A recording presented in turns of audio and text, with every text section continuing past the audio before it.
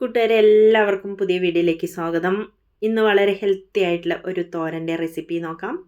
കോഴിമുട്ടയും തേങ്ങയും എല്ലാം ചേർത്ത് കുട്ടികൾക്കൊക്കെ വളരെ ഇഷ്ടപ്പെടുന്ന രീതിയിൽ ഹെൽത്തി ആയിട്ടും സൂപ്പർ ടേസ്റ്റിൽ സിമ്പിളായിട്ടും തയ്യാറാക്കിയെടുക്കുന്ന ഈ തോരൻ തയ്യാറാക്കുന്നതിന് വേണ്ടിയിട്ട് ഉള്ളിത്തണ്ടാണ് വേണ്ടത് കേട്ടോ. ഇപ്പോൾ കടകളിലെല്ലാം സുലഭമായിട്ട് വരുന്നില്ലേ.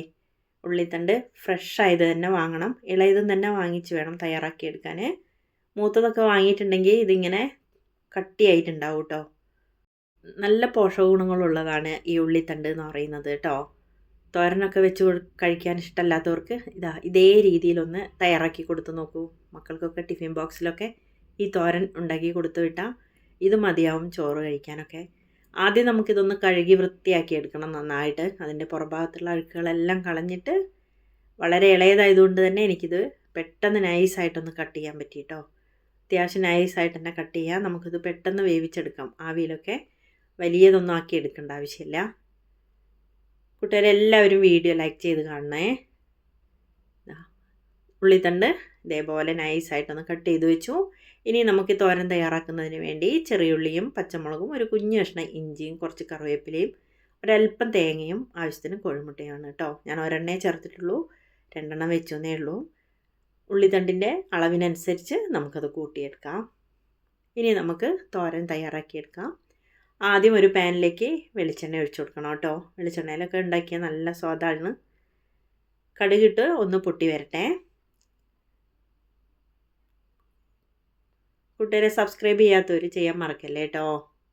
വീഡിയോ ഫുള്ളായിട്ടൊന്ന് കണ്ട് നിങ്ങളുടെ അഭിപ്രായം കൂടി പറയണം. കടുകിട്ട് പൊട്ടിയതിന് ശേഷം നമുക്ക് അരിഞ്ഞു വെച്ചിട്ടുള്ള പച്ചമുളകും ഇഞ്ചിയുടെ ഒരു കുഞ്ഞു കഷ്ണം മതി, കൂടുതൽ വേണ്ട. ചെറിയുള്ളിയെല്ലാം ഇതിലേക്ക് ഇട്ട് കൊടുത്തിട്ട് ഒന്ന് വഴറ്റിയെടുക്കണം. കുറച്ച് കറിവേപ്പിലയൊക്കെ ചേർത്ത് അത്യാവശ്യം ഒന്ന് വഴറ്റിയെടുത്താൽ മതി കേട്ടോ. ജസ്റ്റ് ഒന്ന് വഴന്ന് വരട്ടെ. ഒരു വറ്റൽമുളക് ഇത് ഓപ്ഷണലാണ്, വേണമെങ്കിൽ ചേർത്താൽ മതി. ഒരു ഭംഗിക്ക് കുറച്ച് കറിവേപ്പിലയും കൂടി ചേർത്തോ. അത്യാവശ്യം ഒന്ന് വഴറ്റി, അത്രയും മതി. ഇനി നമുക്ക് കട്ട് ചെയ്ത് വെച്ചിട്ടുള്ള ഉള്ളിത്തണ്ട് ഇതിലേക്ക് ചേർത്ത് കൊടുക്കണം. അതിന് മുമ്പ് ഒരല്പം ഉപ്പുപൊടി ഇട്ടിട്ട് അത് നന്നായിട്ടൊന്ന് മിക്സ് ചെയ്ത് വെക്കാം. ഇത് പെട്ടെന്ന് വളരെ കട്ടി കുറഞ്ഞതായതുകൊണ്ട് കുറച്ച് മതിയാവും. നല്ലപോലെ ഒന്ന് മിക്സ് ചെയ്തിട്ടുണ്ട് കേട്ടോ. ചട്ടിയിലിട്ടിട്ട് വേണമെങ്കിലും നമുക്ക് ചെയ്യാം, പക്ഷെ ഞാൻ ആദ്യം ഒന്ന് പാകത്തിനൊന്ന് മിക്സ് ചെയ്ത് വെച്ചിട്ടുണ്ട്. ഇനി നമുക്ക് വഴറ്റി വെച്ച ഉള്ളിയിലേക്ക് ഇത് ചേർത്ത് കൊടുക്കാം കേട്ടോ. എന്നിട്ടൊന്ന് ഇളക്കി യോജിപ്പിക്കണം. നല്ലപോലെ ഒന്ന് ഇളക്കി യോജിപ്പിച്ചിട്ട് നമുക്കിതൊന്ന് അടച്ച് വെച്ച് വേവിക്കാം. മീഡിയം ഫ്ലെയിമിലിട്ട് ചെയ്യണം കേട്ടോ.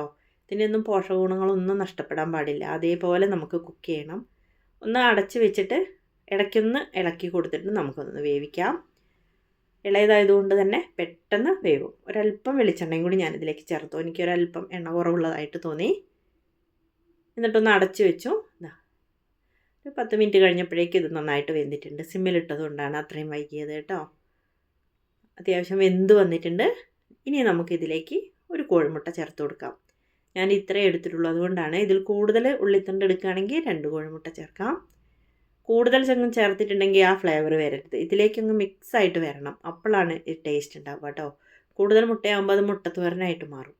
ഒരെണ്ണം നമുക്കിതിലേക്ക് പൊട്ടിച്ചൊഴിച്ചതിന് ശേഷം ഒന്ന് ഇളക്കി യോജിപ്പിക്കാം. ഇതിൽ ഉപ്പൊക്കെ പിടിച്ചിട്ടുണ്ട്, പ്രത്യേകിച്ച് ഇടേണ്ട ആവശ്യമില്ല കേട്ടോ. ഈ ചൂട് തന്നെ നമുക്ക് ഈ ഉള്ളിത്തണ്ടിലേക്ക് ഇത് ചേർത്ത് പിടിപ്പിക്കണം. അല്ലാതെ സെപ്പറേറ്റ് ഇങ്ങനെ ഫ്രൈ ആക്കി എടുക്കാൻ പാടില്ല, ചിക്കി ചകയാൻ പാടില്ല കേട്ടോ. ഉള്ളിത്തണ്ടിലേക്ക് ഇതേപോലെ കവറായിട്ട് വരണം. ഇതാ കണ്ടില്ലേ, അത്യാവശ്യം വെന്ത് കൂടുതൽ വേവിക്കണ്ട. മുട്ടയുടെ ഗുണങ്ങളൊക്കെ കുറയും. ജസ്റ്റ് ഒന്ന് വേവിച്ചെടുത്താൽ മതി. ഈ സമയം നമുക്കിതിലേക്ക് 1-2 സ്പൂൺ തേങ്ങ ചിരവി വെച്ചതും കൂടി ചേർക്കാം. അതും കൂടുതൽ അങ്ങ് ചേർക്കണ്ട കേട്ടോ. ഒരു ചെറിയ 2 സ്പൂൺ ചേർത്താൽ മതിയാവും.